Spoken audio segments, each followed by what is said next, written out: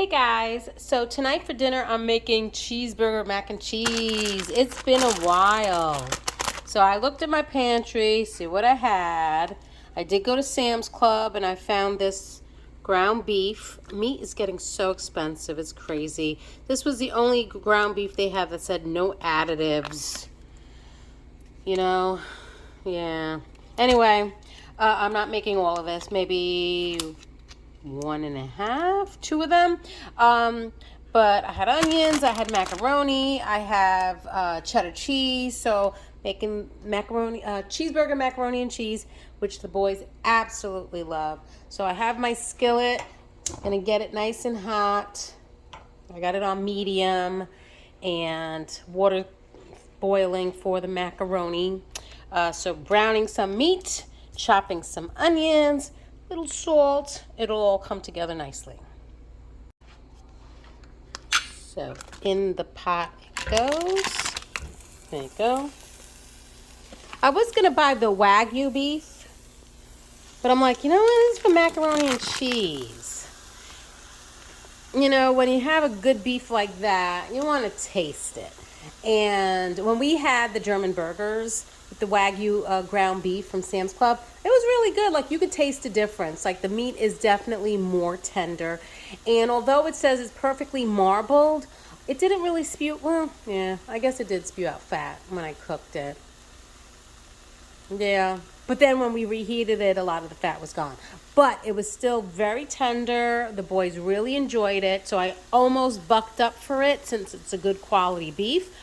But I'm like, you know what, from cheeseburger mac and cheese, nah. So let's brown this meat up.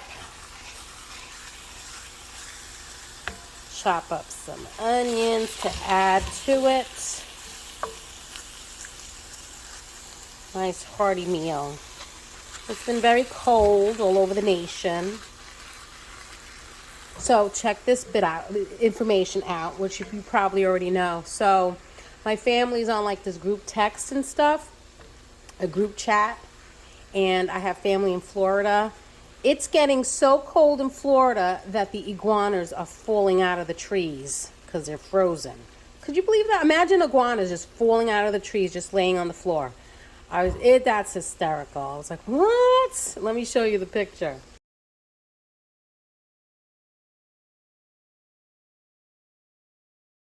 Yeah, Florida in the 30s, iguanas falling out of the tree. And then what I found out, my cousin said, she said when it starts to warm up, they wake up. Imagine that.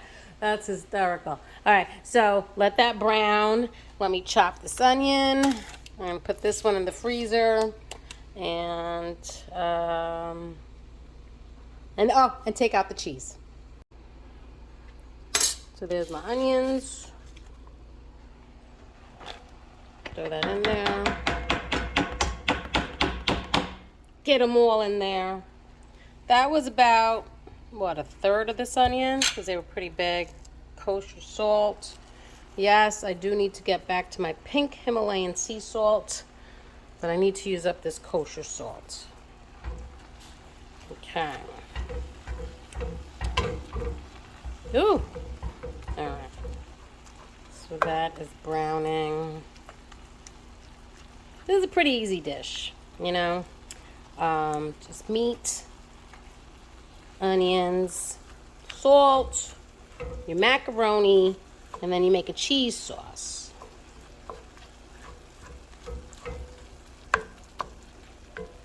So for my cheese sauce, you could use any cheese that you like, but I like to use Parmesan or Pecorino Romano or Asiago. They all have the same flavor palette. And sharp or extra sharp cheddar. So those are the two that I combine. Sometimes there has been times where I had like some extra cheese of whatever, and I'll throw that in there. Mozzarella never mixes very well. Doesn't play well with the other cheeses. When it comes to a cheese sauce. So I tried it, I stay away from it. But so these are the two that I like. We like the tangy sharpness of the cheddar and the bite of the Parmesan. So I'm going to grate some of those. Grate, you know, some of it. More cheddar than the Parmesan because it melts better. And then get these into nice little lumps. I salted my water, which is coming to a nice rolling boil.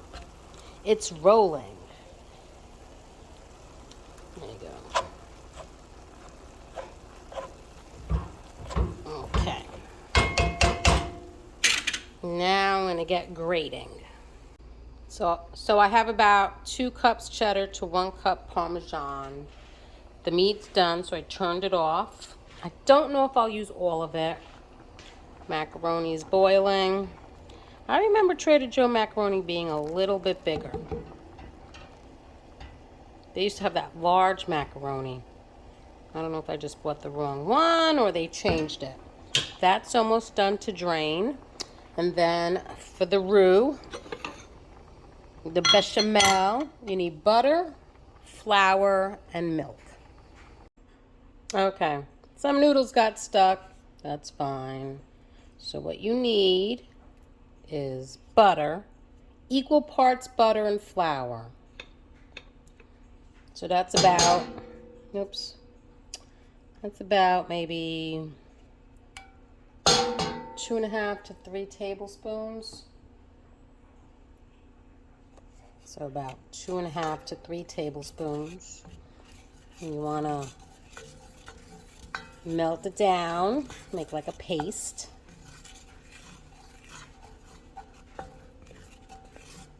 Yep. Probably could use a little more flour, because that's really buttery. Okay.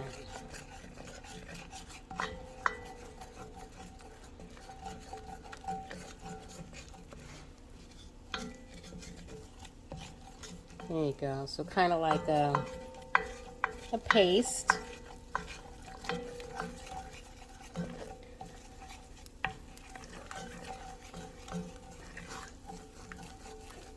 So let that cook down a little bit because you don't want it to taste like flour. So it cooks a little bit.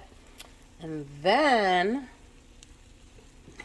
we're going to add milk.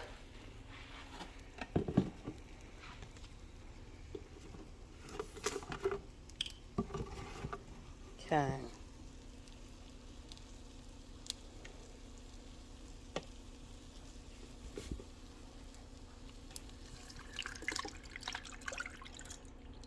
There wasn't that much left in that one. So I have another container to add more. So I guess it's going to be like, let's say 2 to 3 cups of milk.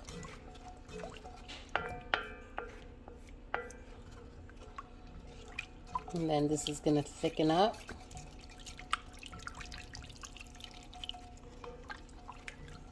And that's actually called bechamel.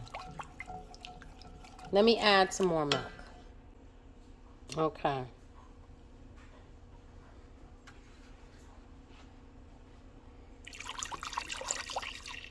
A little more. We'll put the heat up a little bit. There you go. Get this nice and hot. And let it thicken. Okay, so this got thicker. See that? Okay, let me lower it before it burns. And let's add the cheese. Try not to make a mess. I still got some on the floor. Oh well. And then this is just gonna melt right in. Look at that.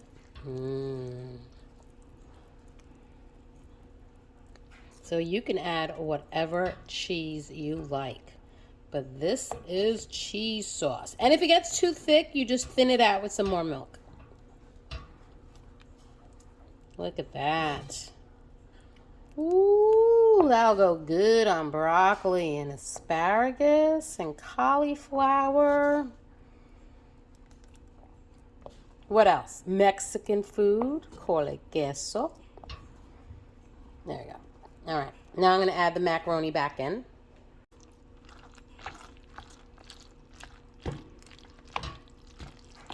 Go. Ooh, the boys love this dish.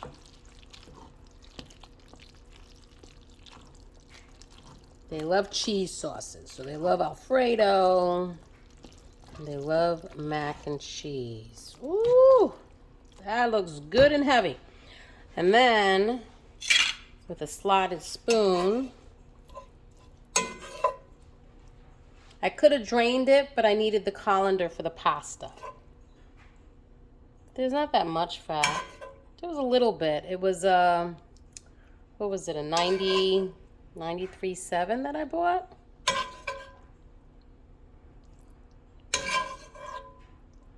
Yep, 93.7. Okay. Let's see what that looks like.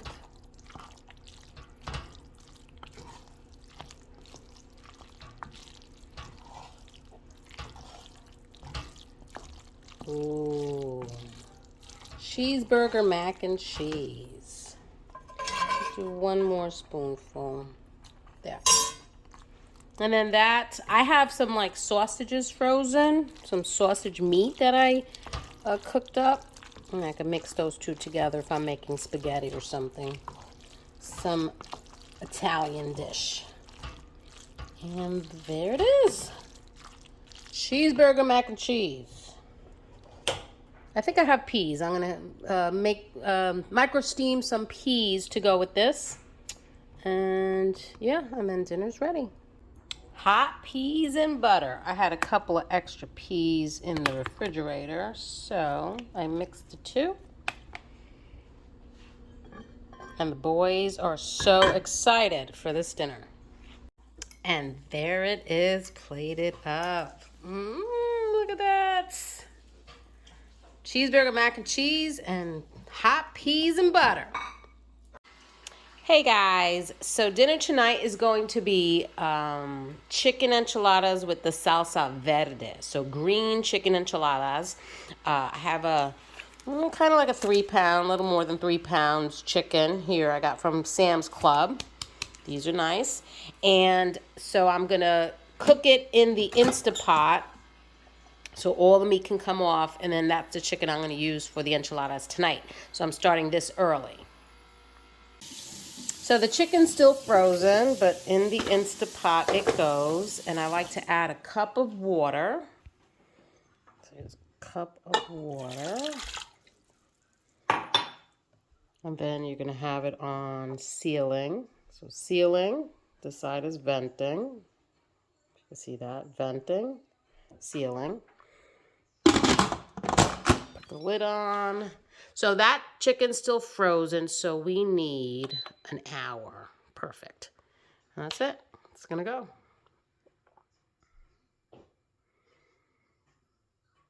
Any second. There you go. So it is done. Now it has it on low.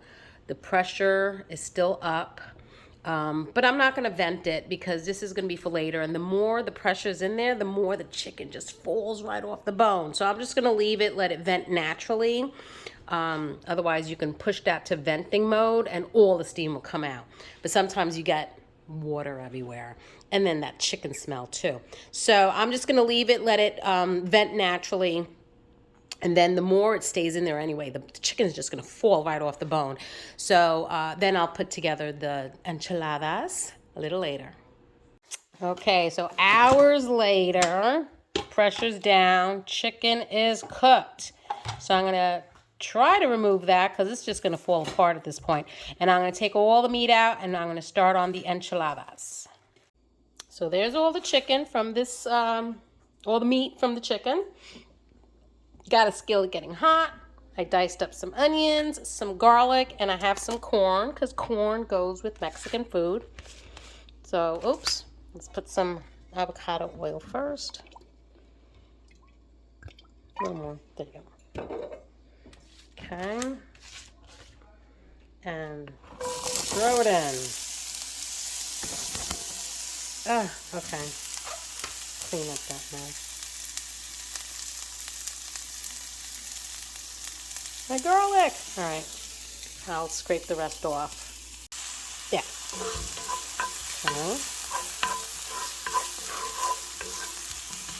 Put a little bit of salt. This is the last of my kosher salt. So next is my pink Himalayan. And I like pink Himalayan sea salt because that color is trace minerals that get removed when they bleach salt. So I need to buy more, but there was a day where they didn't have any and I ended up with the kosher salt. All right, and then I'm going to put some of this corn in there.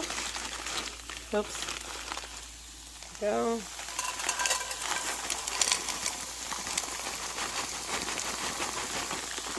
Corn.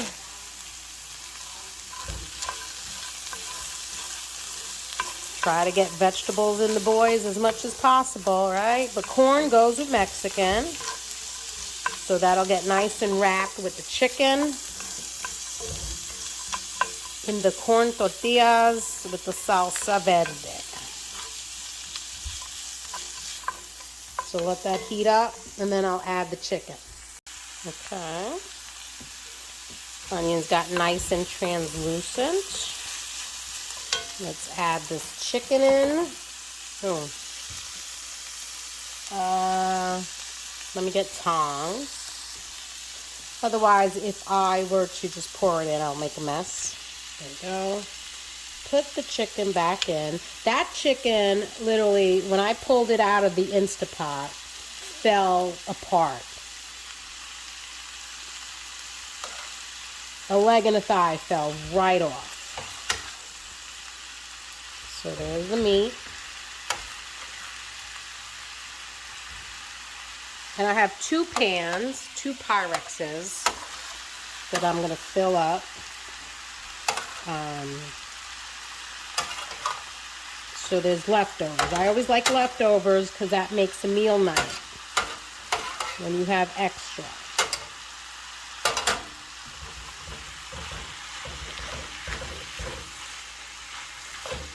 The other day, last week, as a matter of fact, we had 3 nights of just leftovers. All the leftovers just made 3 nights of meals, like a buffet. Okay. So that smells delicious. And then I'm going to add a little taco seasoning.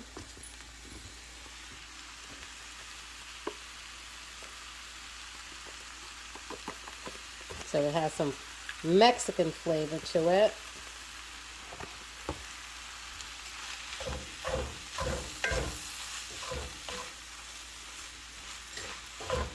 Okay.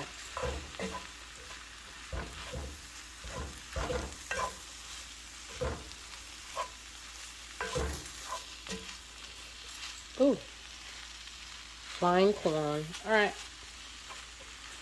So leave that there, and I'm going to shred some cheddar. So there's cheddar. One day I want to get pepper jack and see if the boys will like that. A combination of this and pepper jack will be good. And Monterey Jack. Yeah, Monterey Jack is really good. Or Monterey? Yeah, just Monterey. Or Colby. But, yeah, I wonder if my boys will eat pepper jack. So I got some avocado spray. That's nice and heated throughout. My oven's going up to 400. Oh, I'm going to spray these. Wow. These 2 Pyrexes. Let's move them over here. Let me get that. Okay. So there's the green salsas that I have.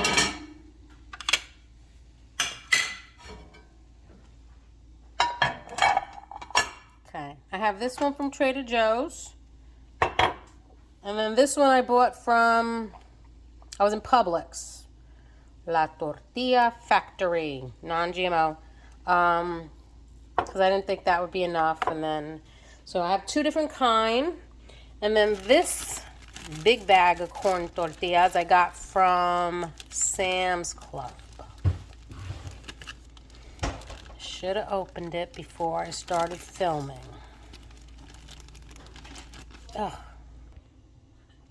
So,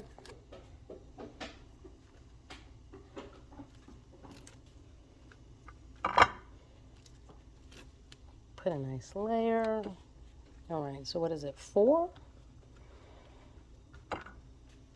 Okay. I guess I'm going to overlap them. Enchiladas, usually you maybe have. Enchiladas, you usually roll individually like tacos in a certain sense, or like little burritos. But I found making it like a lasagna is so much easier. You just cut it up. Okay, so let's add some of this mixture. Oh wait, let me do this one. Do them both at the same time.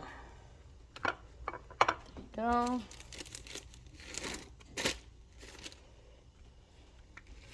Let's put the halves in the middle. Do that. And then a half. Look at that. One hand. One hand. Okay. All right. Now let's scoop out this mixture. Already made this. Okay.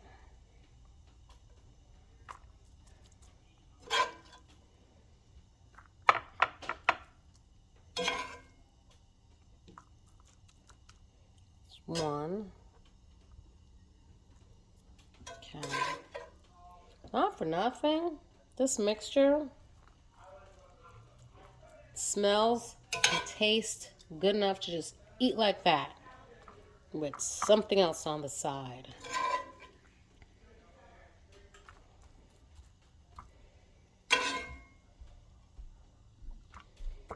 There.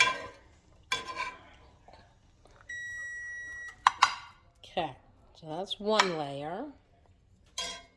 Let's put some cheese in it, a little bit.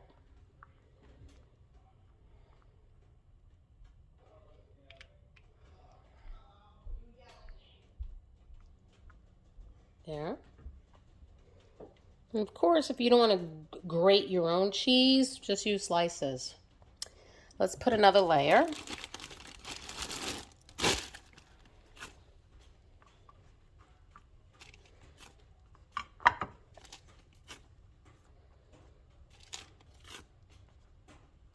Oh yeah, I wanted to do the halvesies in the middle. There you go. Half. There. Ooh. There.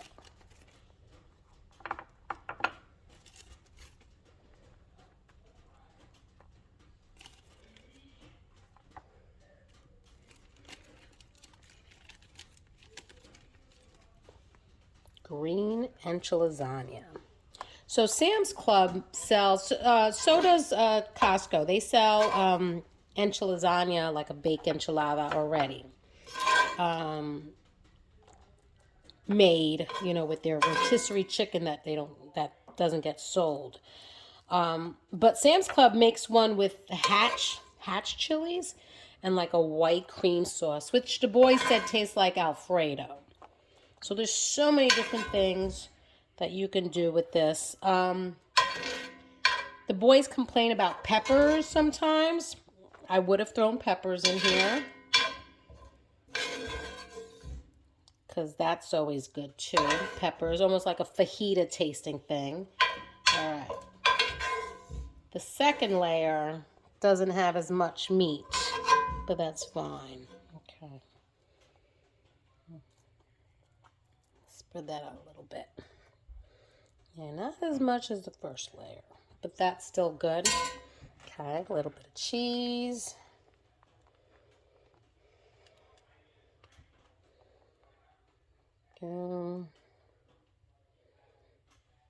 Just a little bit, because most of the cheese is going to go on top. And then let's, oh, nope. Next layer. There we go.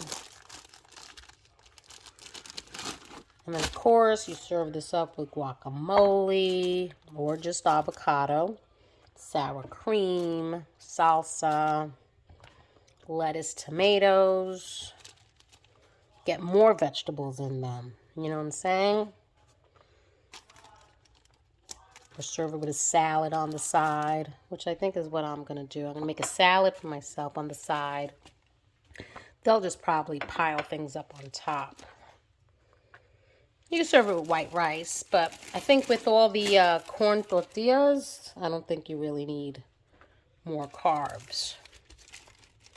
But you can if you like. There. All right. Yeah. 2 of them. So now let's just load it up with cheese on top.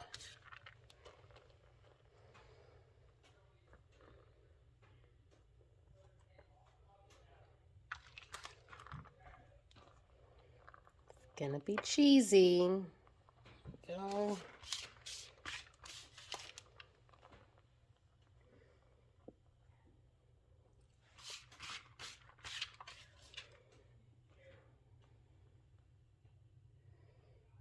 All right, and then I'll open those up.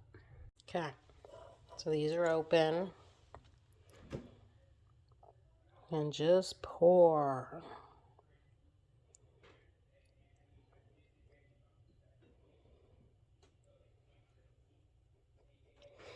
And that'll just seep through the cracks. Cook up those tortillas, soften them up. Well, this one's not as chunky. Ooh, be nice to taste the difference between the two. Okay. I'll pour some of these on here. There. Trader Joe one was a smaller jar. There we go. All right. I'm not even going to wrap these. In the oven they go, 400 degrees.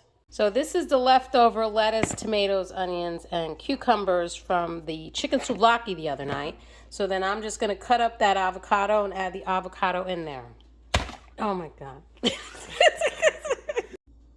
So that avocado throw was Michael. So here it is, cut up. That kid. All right.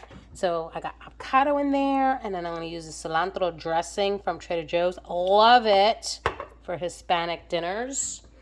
Let's see how this is coming along. Ooh, nice and melted. So they are ready. And there it goes. There they are. Green salsa enchilasagnas. Ooh! And a nice avocado salad. Let's plate this up. And there it is, plated up. Oh, look at that. We got some Mexican music playing on our Echo and enjoying this Mexican food. And that's dinner tonight.